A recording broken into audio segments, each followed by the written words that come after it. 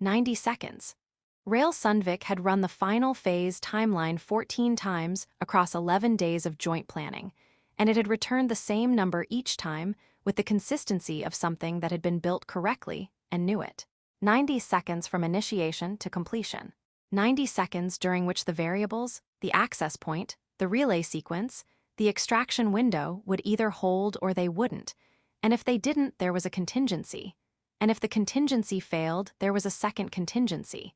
And if the second contingency failed, there was the third option, which was the option that nobody said out loud, but that everyone who had been doing this long enough knew was always there. He had been doing this long enough. The Joint Operations Center was a temporary structure. Both command architectures imposed on the same physical space, which had produced, over 11 days, a layered geography of protocols and equipment, and the specific spatial negotiation of two teams who had started out uncertain of each other and had arrived, by the accumulated weight of 11 days of things going correctly, at something closer to trust than either set of instructions had anticipated. The Vahari contingent occupied the eastern half. The human contingent occupied the western. The boundary between them had, over 11 days, become increasingly theoretical. Oren stood at the tactical display with the stillness she brought to the final minutes of operations. Not the stillness of calm, exactly, but the specific quality of focused attention that looks like calm from the outside, and is, from the inside, every system running at full capacity, and simply not wasting energy on visible output. She had explained this distinction to Rail on the fourth day, when he had asked whether she was concerned about the Phase 2 timeline. He had found the explanation useful enough to think about several times since. She was at the display. He was at the communications station. 90 seconds. The operation was clean. The variables were holding. The relay sequence was proceeding with the smooth, incremental precision of a plan that had been built correctly and was being executed correctly, which was, in Rail's experience, exactly when you should be most attentive to the thing you hadn't planned for. He noticed, in the last 20 seconds, a reading on the subsurface geological monitor that the survey data had not prepared him for. He looked at it. He looked at the timeline. He looked at it again. Oren, he said. She was already looking at the same reading. 90 seconds became 0. The explosion was not from the objective. The sound arrived before the understanding of the sound, which was how it always was, the physical fact preceding the cognitive one by the interval it took the brain to catch up with what the body already knew. The blast came from below, from a pressure system in the subsurface geology that no survey on record had identified, because no survey on record had gone deep enough to find it. And it was enormous in the way that geological events are enormous, not designed, not targeted, simply the result of stored energy finding the path of least resistance, and taking it with the indifferent thoroughness of a physical process that does not know it has interrupted anything. The operations center ceased to be the operations center in approximately 4 seconds.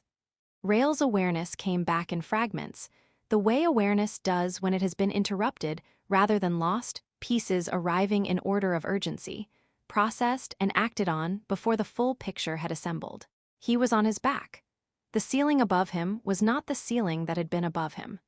The air had the specific quality of air that has been violently displaced and has not yet settled back into anything resembling its previous distribution.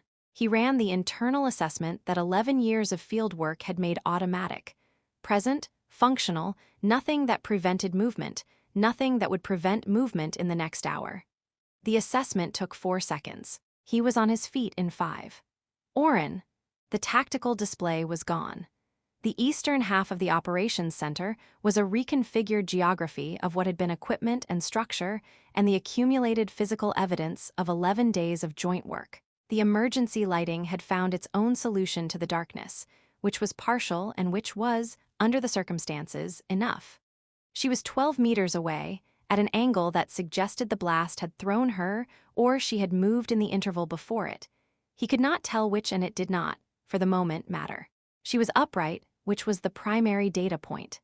She was assessing her own situation with the focused, systematic attention that he recognized as her operating mode under pressure, which meant she was functional.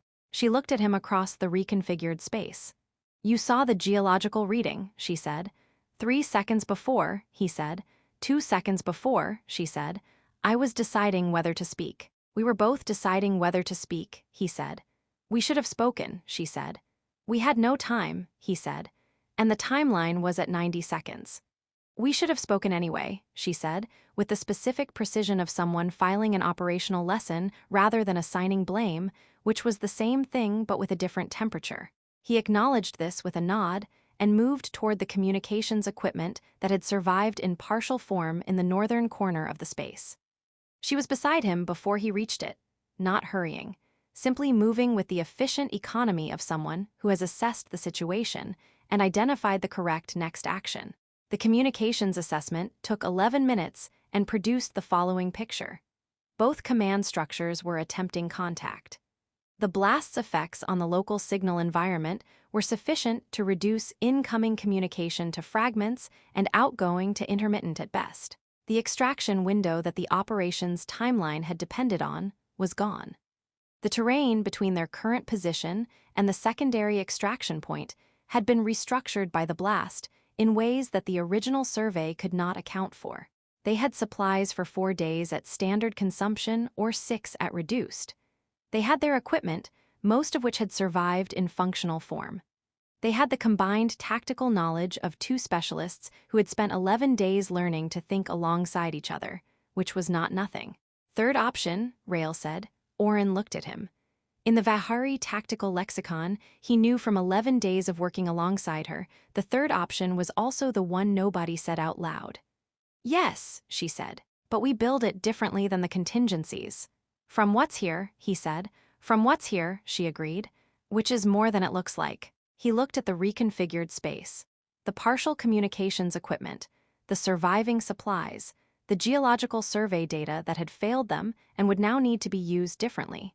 The eastern and western equipment that had spent 11 days occupying the same geography and was now occupying the same wreckage. Start with communications, he said. Start with the geological data, she said, so we know what the ground is before we plan a route across it. He looked at her. Simultaneously, she said. Simultaneously, he agreed. They worked. The first day had the quality of controlled urgency, the specific tempo of 2 experienced people managing a situation that was serious without being, yet terminal. They assessed the terrain through the geological data, which told them the blast had restructured the subsurface in a pattern that made the original extraction route non-viable and the secondary route possible but technically demanding. They rebuilt the communications array from the surviving equipment with the methodical patience of people who understood that speed and accuracy were not in competition when the thing being built needed to work. Oren had a way of working that Rail had been noticing for 11 days and found, on the first day of survival, even more apparent. She processed problems in parallel, visibly, in a way that meant she was often 2 steps ahead of the current action while performing it correctly. He had mentioned this on the 7th day of the joint operation, and she had said, with the dry precision that was her version of humor, that she had mentioned the same quality in him on the 4th day in her operational notes, and that it had been the first thing that made her confident the joint structure would hold. He had not known about the operational notes. He had found the information unexpectedly useful. On the first evening, they ate from the emergency supplies with the pragmatic attention of people who had done this before and knew that food was logistics rather than comfort. And then revised this position slightly when Oren produced, from a compartment in her tactical pack, a small sealed container of Vahari field ration supplements that smelled, against all probability, like something worth eating. You've been carrying those for 11 days, he said. For precisely this category of situation, she said.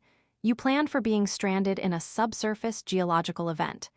I planned for being stranded, she said. The geological specificity was a bonus. She opened the container and divided its contents with the even-handedness of someone who had decided, without discussion, that even-handedness was the correct policy. In my experience, the third option is more survivable if it doesn't taste like the third option. He accepted his share. It was, objectively, the best thing he had eaten in 11 days, which said something about the field ration supplements and something else about the 11 days. The communications array produced its first clean outgoing signal on the evening of the first day.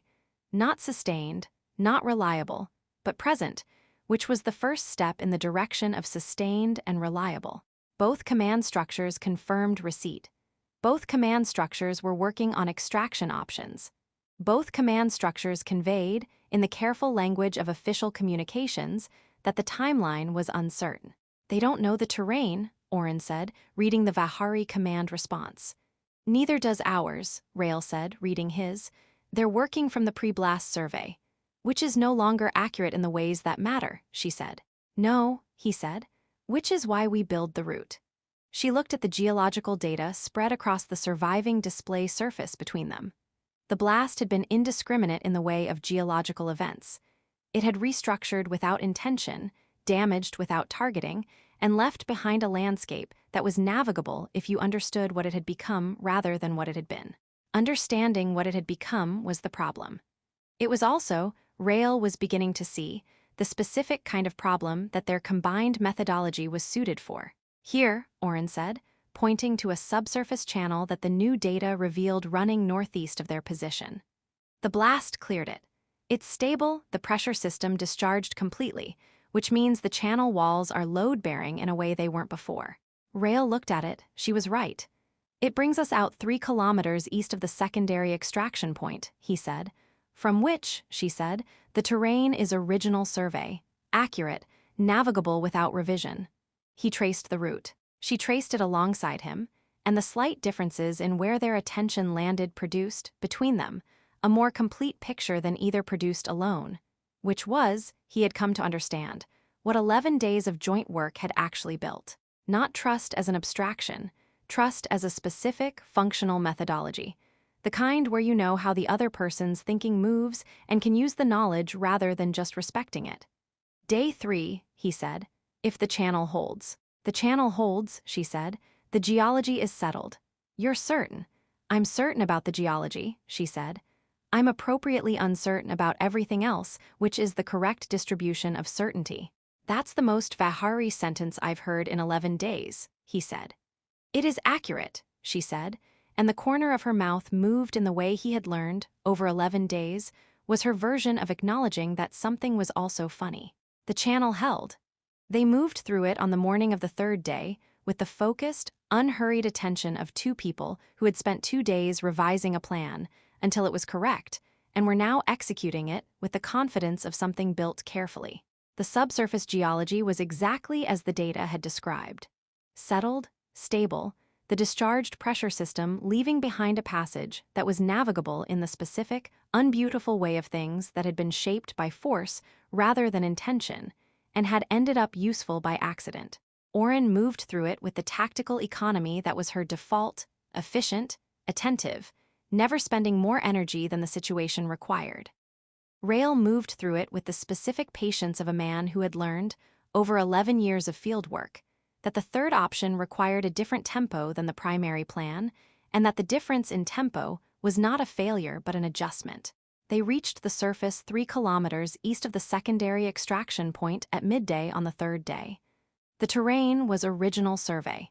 It was accurate. It was navigable without revision, exactly as she had said.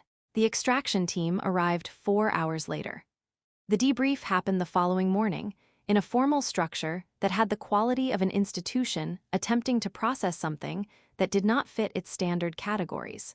2 command structures, present in person and via communication link, attempting to understand an operation that had achieved a partial objective, suffered a significant unplanned event, and produced a 3-day survival outcome that both command structures had been involved in and neither had resolved. Rail sat across the table from his director. Oren sat across the table from her command liaison. Between them, on the shared surface, were the operational reports, the geological data, the communications logs, and the route documentation, the complete record of 11 days of joint work and 3 days of everything that came after it. His director asked him about the moment before the blast. He described it accurately, including the geological reading and the 3 seconds, and the decision to speak that had not resolved before the decision became irrelevant. His director noted this in the report. It would become, Rail suspected, an item in the pre-operation monitoring protocols, a revision to what the survey depth needed to cover. The operation had not achieved its objective. The objective was still there, available for a subsequent operation that would now be planned with considerably more geological data than the first one had. The joint structure had produced a survival outcome that neither command considered likely in the immediate aftermath. The combined methodology had built a route that the individual methodologies, working separately, would not have found. These were the facts of it. What was not in the operational report, what had no formal category in either command structure's documentation system, was the 3 days themselves. The field rations supplements, and the communications array rebuilt from wreckage, and the geological data read in parallel by two people who had learned to think alongside each other. The dark humor that had been structural to the survival, the same way it was structural to everything that worked under pressure. The specific, functional trust of a methodology built over 11 days and tested, without warning, over 3 more. The debrief concluded. The command structures filed their respective reports. The formal structure of the joint operation was assessed, documented, and moved into the category of completed actions awaiting review.